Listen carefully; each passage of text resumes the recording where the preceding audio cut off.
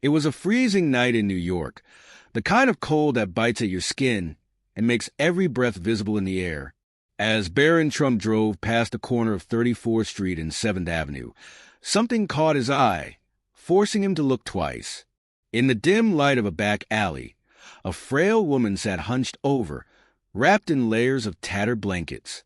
He asked his driver to stop, the low hum of the engine breaking the eerie silence. How often do we pass by people without really seeing them? He thought. What he didn't know was that this moment would forever change his outlook on life. Barron stepped out of the car, his polished leather shoes crunching against the thin layer of snow on the ground. As he approached, the sharp mixed scent of cold air and urban decay grew stronger, but it was a helpless look on the woman's face that struck him the most. Then her weary eyes met his, and a flicker of recognition crossed her worn-out features. Helen, his voice wavered, his heart pounding as memories flooded back. It was almost impossible to believe that the frail figure before him was the same Nanny who had once comforted him through countless childhood nightmares. Helen's trembling hands clutched a dirty blanket as she looked up at him with confusion and disbelief. Barron, her voice was weak, almost lost in the icy breeze, but the emotion in it was unmistakable. In that moment, vivid images of the times she had cared for him resurfaced in his mind. Helen had been his rock during uncertain times, a source of patience and unwavering love. Now, seeing her in this state left him reeling. How had someone so strong, so significant ended up here? The wind picked up, making her pull the blanket tighter around herself as she lowered her gaze, embarrassed. "I didn't want you to see me like this," she murmured. Barron's chest tightened, guilt and concern colliding within him. He didn't know the full story yet, but one thing was clear. He couldn't leave her like this. "Come with me," he said softly, holding back the overwhelming emotion threatening to spill over. And so, the journey to uncover her story began. Inside the car, warmed by the steady hum of the heater, Helen finally began to relax, her fingers still trembling from the cold as she wrapped them around the cup of coffee Barron had handed her. The silence between them was heavy, but the pain in her tired eyes spoke volumes. "I lost everything," she whispered, her voice nearly drowned out by the car's engine. Barron studied her face, his mind racing with one question. How could someone who had once been so essential in his life end up like this? Helen started to share her story, her words hesitant at first, but soon pouring out like a flood she couldn't contain. "After I left your home, I tried to start over. I found a tiny apartment in Los Angeles, took cleaning jobs, and was saving enough to dream about a peaceful future."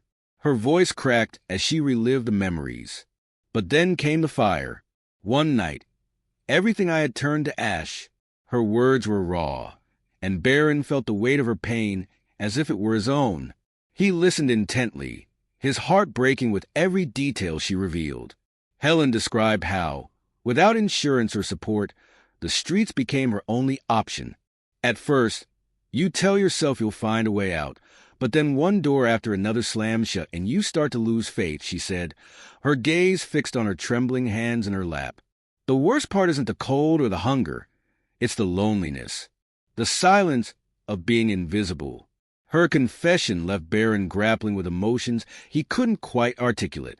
"You can't imagine what it's like to live without hope, Barron," she said, her voice trembling with a mixture of shame and sorrow. He swallowed hard, guilt and helplessness welling up inside him. As the car approached the hotel he had arranged for her, Barron couldn't shake the thought that he had failed to see the struggles of someone who had once been his anchor. The city outside seemed asleep, but Barron's mind raced with a growing determination to understand the depth of her pain. Inside the warmth of the hotel room, Helen hesitated, her eyes scanning the elegant decor as if she didn't belong. The contrast between this space and the harsh streets she had called home for years was overwhelming. Barron gently guided her to a chair and handed her a plate of food. "Please eat something," he urged, his tone kind but firm. Helen sat, her hands trembling as she picked up the fork. "You don't have to do this for me," she said softly, her voice laced with both gratitude and shame. "But I do," Barron replied. "You've done more for me than I ever realized." As the steam from her meal curled in the air, Helen began to open up more about her life on the streets. "Skid Row isn't a place you live. It's a place you survive," she said, her words heavy with emotion. "Every day is a battle. You fight for food, for safety, even for a piece of sidewalk to call your own." Her voice faltered, and she looked down at her hands. "You start to feel like you're not even human anymore, just a shadow people avoid." Barron listened intently, his chest tightening with every word. She described the moments that broke her spirit. The night spent in the freezing cold, the people who looked right through her, and the constant fear of what each night might bring. Danger. "The worst part," she said, her voice cracking, "is when you realize no one is coming to help. You're just forgotten." Barron's heart ached as he watched the tears well up in her eyes. He wanted to tell her she wasn't forgotten, but the words felt inadequate. All he could do was reach across the table and squeeze her hand, offering the silent comfort of his presence. Helen looked at him, her eyes searching his face for reassurance. "I've lived so long in survival mode that I don't even know how to hope anymore," she confessed. Barron nodded, his resolve solidifying. "Then let's take it one step at a time," he said gently. "Hope can wait. For now, we'll focus on getting you back on your feet." Her lips curved into the faintest smile, but the uncertainty in her eyes lingered. Barron knew this was just the beginning, and there was much more to uncover. Morning sunlight filtered through the curtains of the hotel room, casting a warm glow over Helen as she stirred awake. For a moment, she lay still, savoring the softness of the bed beneath her, a stark contrast to the cold, unyielding pavement she had called home for so long. Barron was already waiting for her in the small sitting area, a cup of coffee steaming in his hands. "Good morning, Helen," he said with a gentle smile. "Today, we take the first steps toward a fresh start." She nodded, though doubt still flickered in her tired eyes. As they sat together over breakfast, Barron asked her a question that caught her off guard.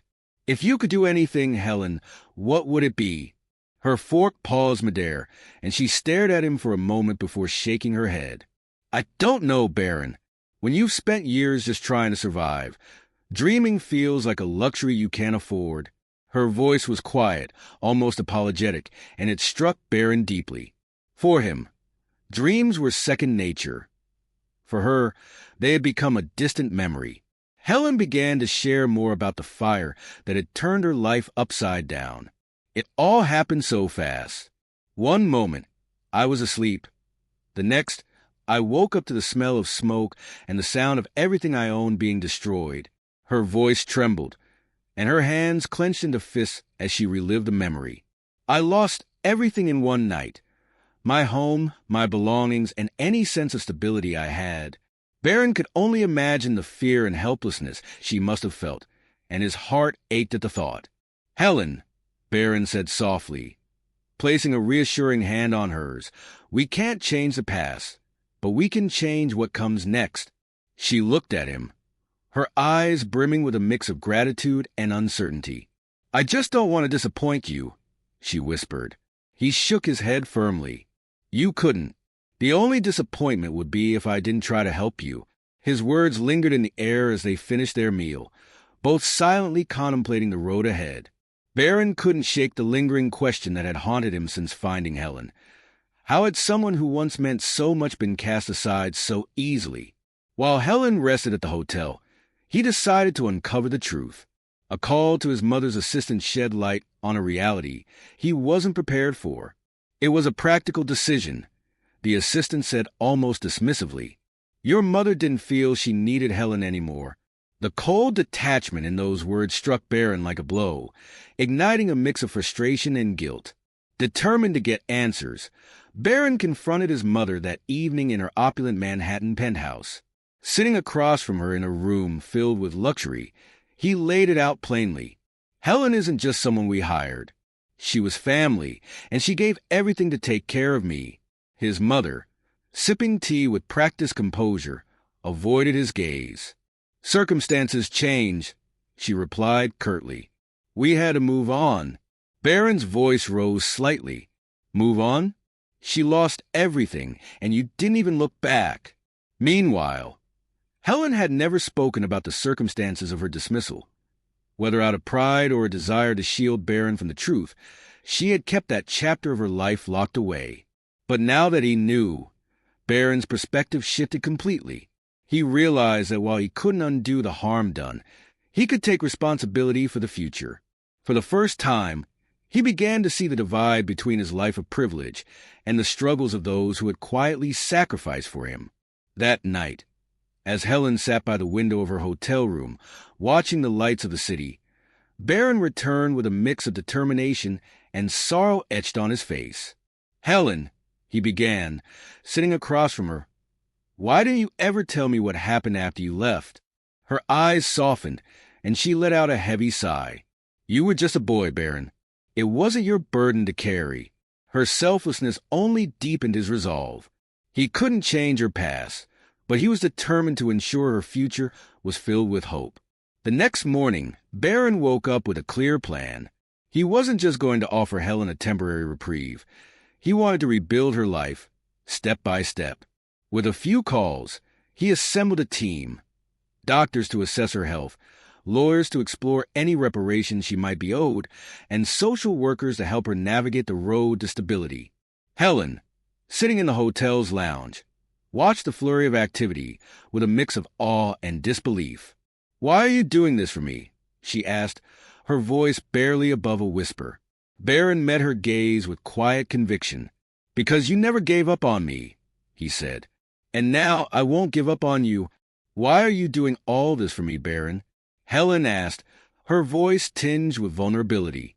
"Because you did so much for me when I couldn't do anything for myself," he replied. The doctors were straightforward. Years of hardship had left their mark. Helen suffered from respiratory issues, malnutrition, and untreated injuries that had worsened over time. Yet, there was hope. With proper care, she can recover, one doctor assured. Hearing this, Helen's shoulders slumped with relief, though doubt still lingered in her eyes. "I don't want to be a burden," she murmured. Barron leaned forward, his tone steady and firm. "Helen, you're not a burden. You're a reminder of what it means to never give up."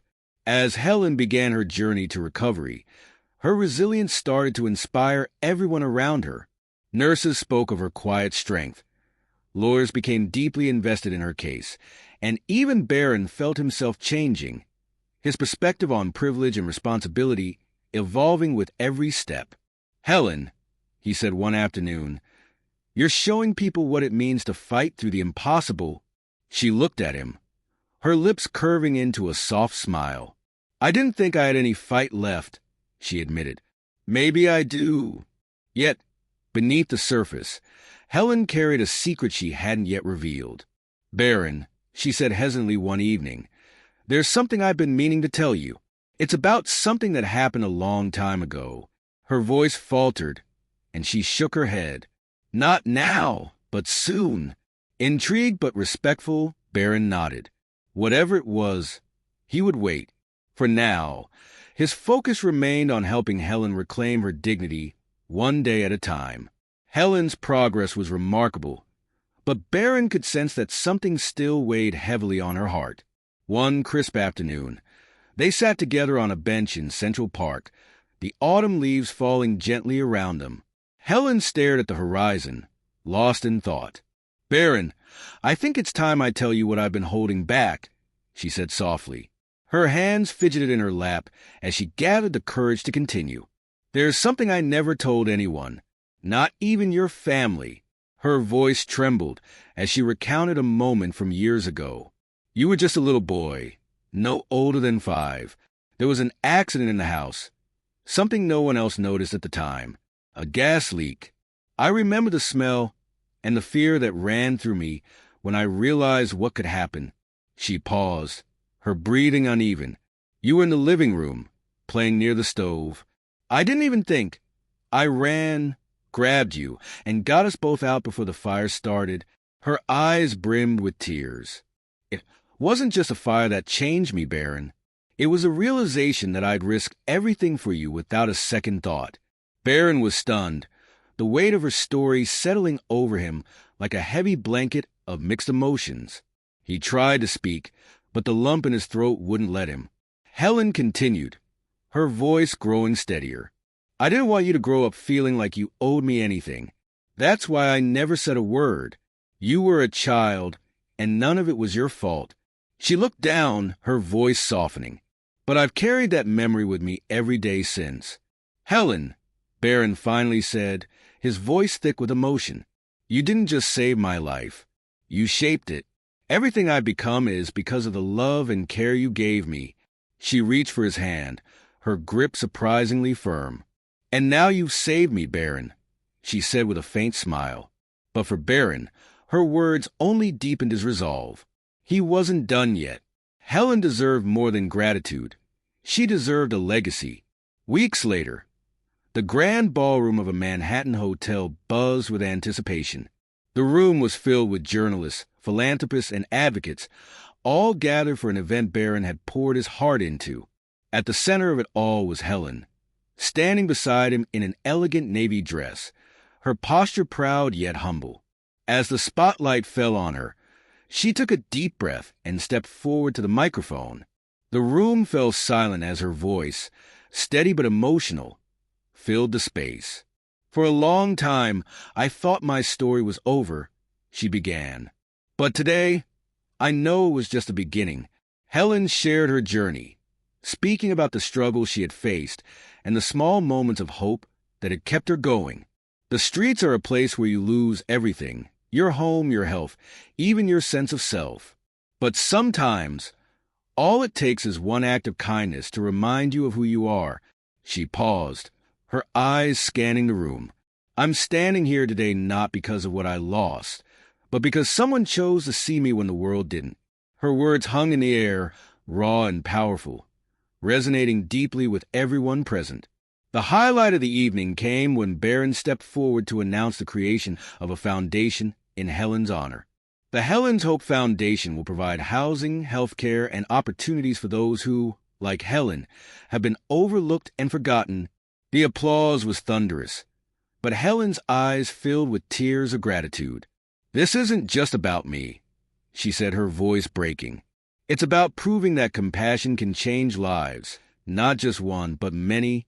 As the event came to a close, Helen and Barron stood together, watching the crowd disperse. She turned to him, her expression soft but resolute. You didn't just change my life, Barron. You reminded me of the person I was always meant to be. He smiled, his heart full. And you've reminded me of what really matters, he replied.